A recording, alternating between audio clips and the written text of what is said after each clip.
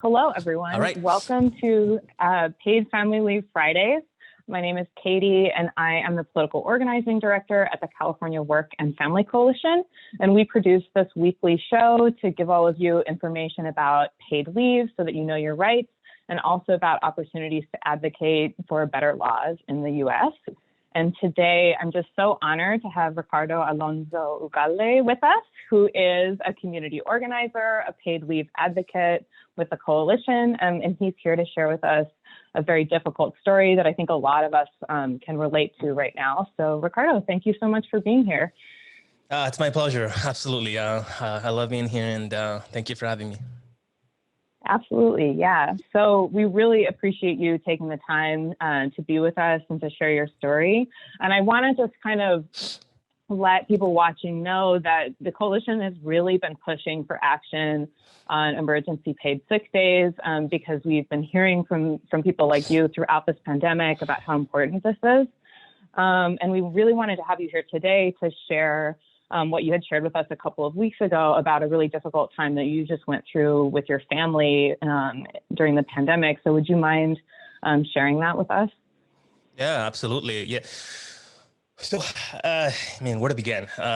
The pandemic obviously has been raging for almost a year now, but it didn't really begin to quite hit home as it did about a month ago, in the month of December. I have a very small family, just to let you know, there's about 10 members in my entire family. And every single one of them got sick within days. Every single one of them was exposed to the virus at work. And, the consequences of that exposure were that, the breadwinners, the people putting, a roof over, my family members' heads, my sisters, my brothers-in-laws, they all got sick. They all got sick because they needed to go to work. My mom got sick. My dad got sick. As a consequence of my dad getting sick, my grandmother got sick because she lives with my dad. She's 90 years old, was 90 years old. Unfortunately, she died. She struggled with the coronavirus in a hospital for 10 days. And what can I tell you other than it was an unnecessary death. I feel like it was a necessary death because nobody in the family needed to be sick. They shouldn't have been forced to go to work amidst a pandemic that is just raging. But, nobody was offering to pay for them to stay home, while the situation was, or at least anybody in government tried to do anything to get it under control because nobody was doing anything to get it under control. And so it wasn't some, everybody in your family got sick because you guys all met for Christmas or Thanksgiving, as I've heard from folks. We didn't. We've been taking the pandemic extremely seriously. All of us have. I know I have. I know they have as well. And it's a situation that, my grandmother died on January 6th. It's fresh in my mind. I still feel like I want to call her or talk to her, or things like that. And it's just this really strange feeling because she's gone now. And I'm just full of anger, honestly. I'm angry that folks out there are being forced to go to work and that their employees are not taking care of them. It's unnecessary. It's unnecessary risk for people. Why don't we just help people right now? Why don't we provide them with paid sick leaves? Why do we force people to go to work? Why do we force them between putting food on the table or exposing themselves and their family members? Why do we force them to potentially die, as my grandmother did? I keep bringing her up, but my mom and my dad, they had a really difficult time with the virus too. They're not old, but not exactly young. They're in a high risk group themselves. So you can imagine it was just difficult to see them debilitated, like crushingly debilitated. Like they couldn't do anything. They couldn't fend for themselves. They couldn't feed themselves. The pain that they were experiencing. And the worst thing of all, Katie, is that people are going through that right now. What I went through in December, like it hasn't stopped. Like there's still a tremendous amount of people who are sick, are getting sick. We just had the highest amount of deaths in California a couple of days ago.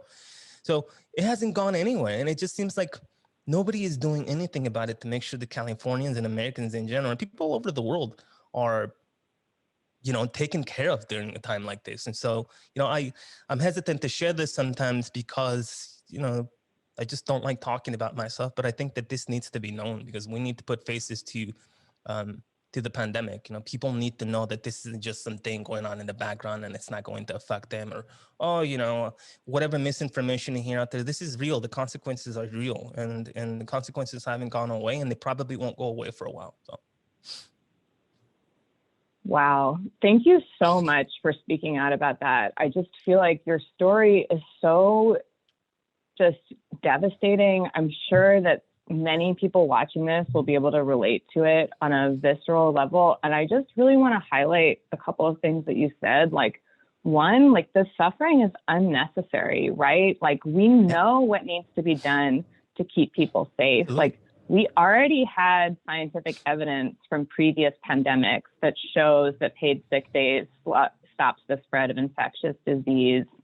And then also what you were saying about how your family was taking the virus really seriously, I think is really important for people to hear. Because there's been this media narrative that it's been about, like, the spread has been about, private events, right? And like people's individual selfishness. And I don't know what you would say, to that, just from your own experience with your family. The minute that we luckily, my mom runs a daycare business, and so she's careful to begin with, and so she has a lot of health and safety precautions, and I take after her, and then all these are passed on to my sisters and my brothers-in-laws, and so she's kind of a rock in that sense to make sure that we're all safe, right? As a mother probably is, when most people's mothers are like that, right? I would hope so. And so we already had tremendously good I would say I was pretty good hygiene myself, and it didn't matter. Like, what we did was essentially prolong it, right? I mean, we didn't get immediately sick, but it just got to a point. I remember feeling December, like my mom would say this, it's like, it feels like it's closing in on me. Like the disease is closing in on me, because it didn't matter. And I speak with her, I'm a little closer to my mom. I have more communication, not that I'm not close with my sisters or my dad, but we talk about the virus a little more in which the way that she feels she was exposed to it, right? There was nothing that she could do. She cleaned her business. She cleaned herself religiously. She didn't want to get sick. She has a heart condition. She has pre-existing condition they call comorbidities, as I heard that term a lot while my grandmother was dying in a hospital. She was aware of all these things that could potentially worsen the effects of the coronavirus on her. So she did everything she could to make sure that she didn't put herself in unnecessary risk, or that we put ourselves in unnecessary risk. And ultimately, it didn't matter. It didn't matter. She still got sick. And why did she get sick? Because, again, she continued to work. But you're right. Even our own government was holding, the federal government was holding events and maskless events where, these super spreader events that we know now, even the president of the United States and people in his cabinet got sick because of these super spreading events. And so you see something like that and you're like, wait a minute, I'm taking this extremely seriously, making sure that I don't get myself sick, number one, and that I don't infect anybody else in my household. And then you have the federal government behaving like this. It's an absolute abomination. It was ridiculous. I couldn't believe it. And again, you can imagine, I'm still angry about this. The anger hasn't gone away. Like, my grandmother, and say this again, I want to drive this home. She didn't pass away. She died. She died unnecessarily, because we are not taking care of Americans when we should be taking care of them. We're not taking care of Californians when we should be taking care of them. So it's unnecessary death, and it didn't stop with her. It's still going right now. Yes. Wow. That,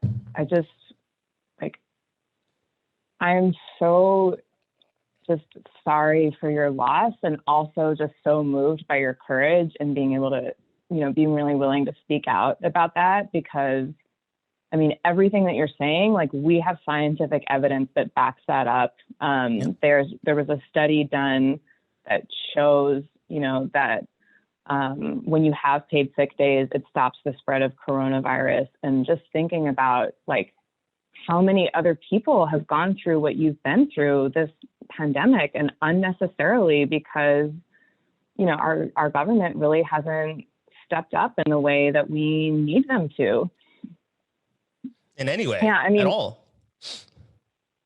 Yeah, so I mean, because the federal protections expired at the end of December, right? So on January 1st, we were left with no emergency paid sick days from the federal government. And since then, you know, we've been like organizing and really trying to sound the alarms about what this means for people and how important these protections are. And I just feel like so many people have gone through something like what you've been through, because the response when we talk to people in the community about this is like immediate, like, yes, like we have to have this. Like, how can we not already have these protections in place? And sometimes we'll hear, you know, from legislators like, well, we haven't been hearing, you know, about this as much, or, oh, like, you know, thank you for bringing this issue to our attention. Like, what would you say to someone if you heard that from a legislator? You know what? I feel like, number one, I feel disrespected that they haven't heard of this issue, or that they don't, they haven't done anything, or that number one, that I need to step up and tell them to do this. They should have already been doing this, right? But regardless of the fact, fine. Let's say that we do need to constantly remind people that they need to do the right thing. That's fine. But we need to go out and do it. Like, what I mean us is, I mean Californians, I mean Americans. We need to step up to the plate and get legislators, get policymakers to enact laws to protect ourselves and our families, because they're not going to willingly do it. So unless we pressure them into giving us paid sick days, and to making sure that each one of us has the necessary, whatever necessities, whatever precautions we need to have in order for us to not get sick or to stop the spread, we need to do that. And we need to keep that pressure up. We need to call legislators. I've been calling, I've been joining meetings, I email legislators. It's something that we all must do, even if we ourselves are not necessarily at great risk of being exposed. And I bring that because I want to be completely honest. I have not been exposed to the virus, thankfully, because I'm privileged enough to work from home most days. But not everybody is. My sister's out there on the front lines. She's performing vaccination tests. And I feel that's where she was exposed. And so not everybody has this luxury to sit here and talk about this while not having been sick. And so if you have that luxury, think of those who don't. You know, just because you are not at a great risk for being exposed, or maybe you're not in a high risk category, other people who you know and who you love are. So you have to make sure that you keep up the pressure on policymakers and let them know that every single person matters, and that we need to take care of every single American. I could not agree more. I think, you know, it's just one of these things where it's like, sometimes we just have to remind policymakers, like, what are the human consequences of the laws that they're making? Because I think it's really common, like when they're sort of in that sort of those conversations, and it just becomes about like numbers or, you know, this sort of abstract idea. And like, what I really see our role as advocates is like, how do we bring that back to like, this is impacting people in your district right now. These are the consequences. This is why you need to take action. Like, you are elected to represent us. And like, this is what we need you to do. And I feel like you have this great experience of just like calling your legislators often. But I know that may not have always been something that you did. Like, what would you say to somebody who's never done that before and is just like nervous about it, or, you know, what words of encouragement would you give? I say it's, you know what, I understand being nervous about it. Of course, there was also a time when I was a first-time caller, right? And I understand the trepidation or the hesitation to do it, but, you know, I implore you to get over that a little bit, because the consequences of not doing it, the consequences of not having your voice heard in a democracy are devastating. You can see those effects now. If you are not being heard, they're not going to listen to you, obviously. And they're not going to do anything to help you or help anybody who needs the help right now. You may not need the help right now. You may be lucky. You may be in a situation where you don't need it. Maybe you have the time to call, but you don't, because you just feel like, well, no one's going to listen. They will listen to you. They will listen to you because your voice matters. And it's a difficult thing to do. I know it, because again, I've done it. I've been a first-time caller. I've been a first-time writer of emails. I've been a first-time participant in democracy, and I understand how difficult it can be to take that first step. But once you take it, you understand and you begin to realize the kind of power and the kind of impact that you have. Only you have that, but you have to take that first step. So please help Californians, help Americans. Let's help each other. Let's call legislators, let's call policymakers, and let's let them know that what they are doing or their inaction is costing lives. People are dying, that deaths have not stopped. Okay, the vaccine may already be available, but I mean, scarce, it's scarce. Not everybody has it, and it's not enough. Okay, we need to make sure that people are not unnecessarily exposed. The best way to do that is to make sure that they stay home, that they have money in their wallets to pay for the food and pay for the rent that they need to, or pay their mortgage so that they can survive. Yes, I think I could not have said that better myself. Like that is, yeah, I couldn't agree with you more. I think we just have got to get on the phones and just let them know what is happening. And we are going to link to a call script in this interview to make it really easy for you guys to just, pick up the phone, feel confident in making your voice heard. And I definitely have been a first-time caller myself too. Once you do it a couple of times, you realize that the staff person is another human being just like you on the other end of the phone. And it can just become like a normal thing that you do when you're upset about something or want your legislator to know about an issue happening in your community. So Ricardo, I really just want to thank you for sharing your story, for all of your amazing work in the community. You're making the world a better place. Any last thoughts as we wrap up Paid Family Leave Fridays?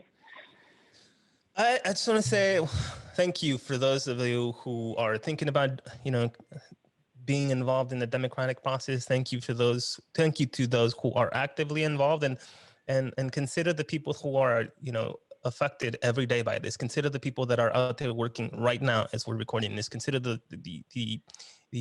frontline workers. Consider folks who are working in supermarkets. Consider that they are right now being exposed to the virus, and consider how their lives are affected or may be affected.